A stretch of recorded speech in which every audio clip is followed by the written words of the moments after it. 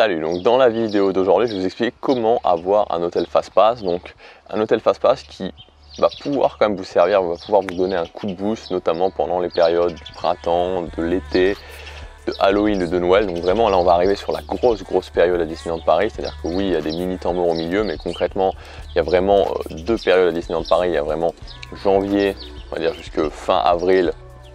Bon, même s'il y a des week-ends un peu chauds, ça va. Et après, on passe vraiment dans la période où il va y avoir beaucoup de monde et ça va pouvoir vraiment vous servir.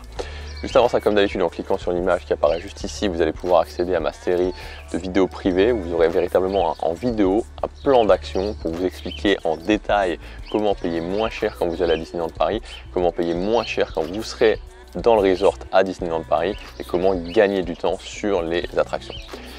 Alors, les hôtels Fastpass. Donc pour ceux qui ne savent pas, il y a différents types de Fastpass. Il y a les Fastpass classiques, il y a les hôtels Fastpass, il y a les VIP Fastpass. Et il y avait avant même le Fastpass Premium qui maintenant, qui était sympa mais qui maintenant n'existe plus. Donc l'hôtel Fastpass finalement c'est un Fastpass qui se présente sous forme de ticket demi-pension, donc un ticket demi-pension doré. Donc voilà, un gros ticket que vous allez pouvoir donner. Vous le donnez en fait et vous passez directement dans la file Fastpass, la file d'attente Fastpass, sans avoir à faire la queue préalablement pour avoir votre ticket Fastpass. Parce que maintenant, ce qui est assez marrant quand on prend des Fastpass classiques, donc les Fastpass que vous allez chercher à la borne, c'est que vous arrivez, vous devez faire la file pour arriver jusqu'à la borne. Donc des fois, ça vous prend du temps. Après, vous avez un horaire, donc vous devez retourner à cet horaire précis. Vous devez faire aussi la file parce que vous ne passez pas directement dans l'attraction. Donc au bout d'un moment, des fois, on peut se dire, ok, bon, ça c'est assez contraignant pour ma journée parce qu'il faut que je m'organise en fonction de l'horaire du Fastpass, il faut que j'organise mes repas, il faut que j'organise tout en fonction de l'horaire du Fastpass, donc c'est un petit peu contraignant. Je dois faire la file pour arriver au Fastpass, je dois faire, pour arriver à pouvoir scanner mon ticket à la borne Fastpass, je dois faire la file quand je suis pour l'attraction aussi. Est-ce que c'est vraiment intéressant? Et donc l'avantage avec les hôtels Fastpass, c'est que là vous n'avez pas du tout ce problème-là. Vous allez, voilà, vous n'avez pas besoin de faire la file à la borne Fastpass, vous donnez votre Fastpass et vous passez directement dans la file Fastpass.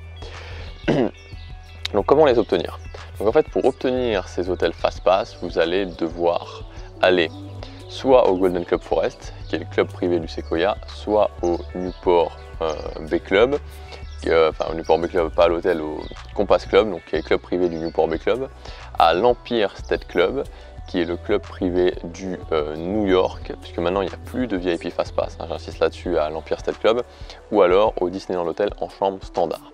Voilà, donc si vous voulez avoir un hôtel Fastpass, globalement, il faut aller dans les clubs privés du New York, du Newport ou du Sequoia, ou alors aller au Disneyland Hotel en chambre standard. Donc comment ça va se passer? Si concrètement vous êtes deux, et que vous réservez pour 3 jours, pardon, vous êtes deux et vous réservez pour 3 jours, on va vous donner un Fastpass par jour et par personne, et donc vous aurez 6 hôtels Fastpass. Donc vous arrivez pour 3 jours de nuit au Disneyland Hotel en chambre standard, vous allez avoir 6 Fastpass, donc et vous êtes deux. Donc un par personne et par jour. Donc ils sont datés, c'est-à-dire que les deux premiers vous pourrez les utiliser que le premier jour, les deux deuxièmes vous pourrez utiliser. Qu'est-ce que je raconte?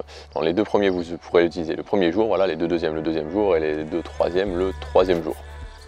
Ce qu'il faut savoir aussi, c'est qu'ils ne sont pas valables entre 13h et 16h. Ils ne sont pas valables entre 13h et 16h, donc vous avez, donc je crois que les Fastpass ça ouvre à 10h30, de 10h30 jusqu'à la fermeture du parc. Vous pouvez les utiliser quand vous voulez, mais pas entre 13 et 16.